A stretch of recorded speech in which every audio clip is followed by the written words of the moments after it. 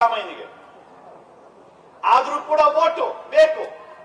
ಓಟಿನ ಆಸೆಗೋಸ್ಕರ ಏನ್ ಬೇಕಾದ್ರೂ ಮಾಡ್ತೀನಿ, ಮತ್ತೊಬ್ಬರ ಬೂಟನ್ ಕೂಡ ನೆಕ್ತೀನಿ ಅಂತಕ್ಕಂಥ ಸ್ಥಿತಿಗೆ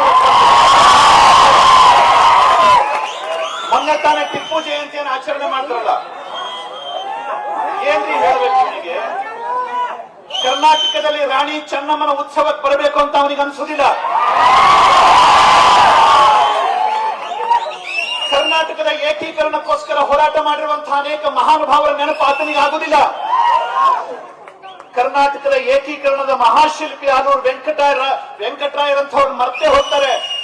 ರನ್ನ, ಜನ್ನ, ಪಂಪ, ವರಕವಿ ಬೇಂದ್ರೆ, ಕುವೆಂಪು ಇವು ಯಾರು ಕೂಡ ನೆನಪಿಗೆ ಬರೋದಿಲ್ಲ. ಅವನಿಗೆ ಬರೋದು ಯಾರು? ಇವತ್ತು ಸ್ವಾಮಿ ಸರ್ಕಾರಿ ಕಚೇರಿಗಳಲ್ಲಿ, ಸರ್ಕಾರಿ ಕಾರ್ಯಾಲಯಗಳಲ್ಲಿ ಟಿಪ್ಪು ಜಯಂತಿಯನ್ನ ನಮ್ಮ ಜನಪ್ರತಿನಿಧಿಗಳ ಹತ್ರ ಮಾಡಿಸ್ತಾರೆ.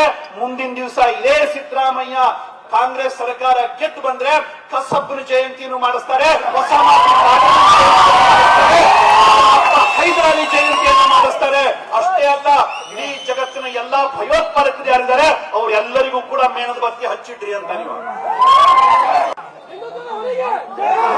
ಇಂಥ ನಾಲಾಯಕ ಸರ್ಕಾರ ನಮಗೆ ಬೇಕಾ? ಯೋಚನೆ ಮಾಡಿ. ಇಂಥ ದೇಶದ್ರೋಹಿ ಸರ್ಕಾರ ನಮ್ಗೆ ಬೇಕಾ? ಯೋಚನೆ ಮಾಡ್ರಿ. ಇಂಥ ಧರ್ಮದ್ರೋಹಿ ಸರ್ಕಾರ ನಮ್ಗೆ ಬೇಕಾ ಅಂತ ಯೋಚನೆ ಮಾಡ್ರಿ. ಕಾಂಗ್ರೆಸ್ಗೆ ಯಾವತ್ತೂ ಕೂಡ ಈ ಶಬ್ದಗಳ ಅರ್ಥನೇ ಗೊತ್ತಾಗುದಿಲ್ಲ.